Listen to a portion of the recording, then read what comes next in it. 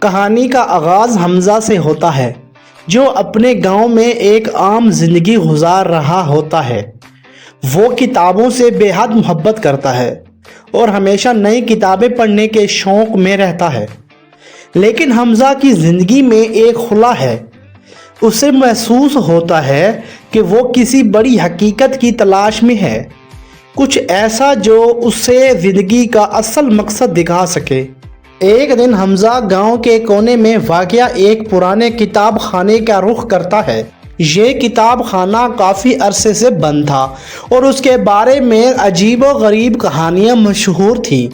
لوگوں کا کہنا تھا کہ اس کتاب خانے میں جادوئی کتابیں چھپی ہوئی ہیں، لیکن کوئی بھی وہاں جانے کی ہمت نہیں کرتا تھا۔ حمزہ کا شوق اسے وہاں لے جاتا ہے۔ کتاب خانے کے اندر اندھیرا اور پراسرار ماحول ہوتا ہے۔ کتابوں کے ڈھیروں کے درمیان حمزہ کو ایک بوڑھا شخص نظر آتا ہے۔ وہ شخص استاد سلیمان تھا جو اس کتاب خانے کا مالک تھا۔ استاد سلیمان حمزہ کی جانب دیکھتے ہوئے کہا، تم اس کتاب کی تلاش میں آئے ہو جس نے دنیا کے راز چھپائے ہوئے ہیں۔ حمزہ حیران ہو کر پوچھتا ہے، آپ کیسے جانتے ہیں؟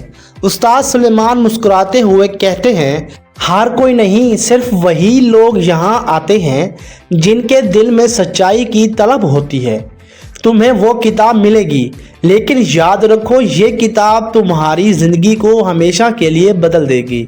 حمزہ کو ایک قدیم اور موٹی کتاب دی جاتی ہے جس میں سنہری حروف میں جادوئی کتاب لکھا ہوتا ہے۔ کتاب کے کھلتے ہی اس سے ایک عجیب سی روشنی نکلتی ہے اور حمزہ ایک دوسری دنیا میں پہنچ جاتا ہے۔ اس دنیا میں سب کچھ ممکن تھا۔ جادوئی طاقتیں، عجیب و غریب مخلوقات اور حیرت انگیز مناظر حمزہ کو گھیر لیتے ہیں۔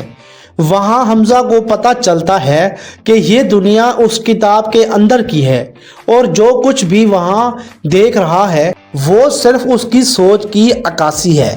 لیکن اس دنیا میں ایک خطرہ بھی تھا، ایک شیطانی وجود جس کا نام ذوالفقار تھا۔ اس کتاب کی طاقت کو اپنے قبضے میں لینا چاہتا تھا۔ ذوالفقار نے بہت سے لوگوں کو قید کر رکھا تھا جو اس کتاب کی تلاش میں آئے تھے، لیکن وہ ناکام رہے تھے۔ حمزہ کو استاد سلیمان نے ایک مشن سونپا تھا، تمہیں اس کتاب کے راز کو سمجھ کر ذوالفقار کو شکست دینی ہے۔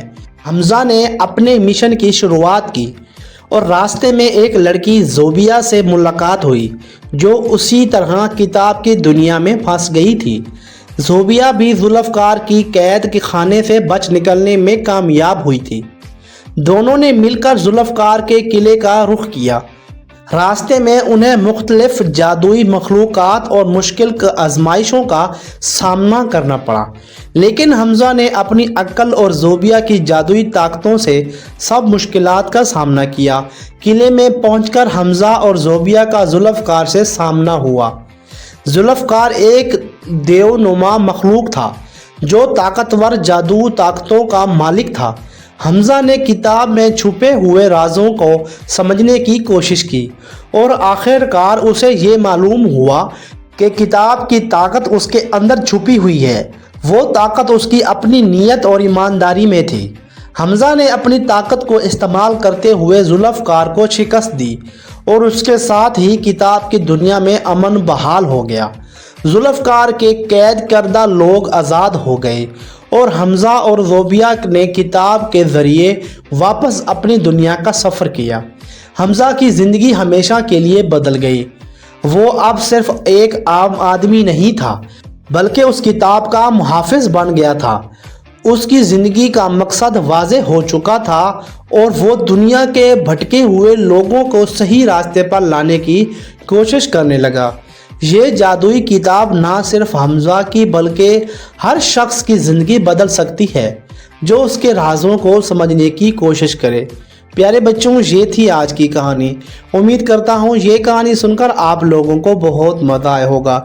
اگر آپ لوگوں کو یہ کہانی اچھی لگی ہے تو اس کہانی کو لائک کریں، شیئر کریں اور ایسی اور مزیدار نئی کہانیاں دیکھنے کے لیے اس چینل کو سبسکرائب کریں۔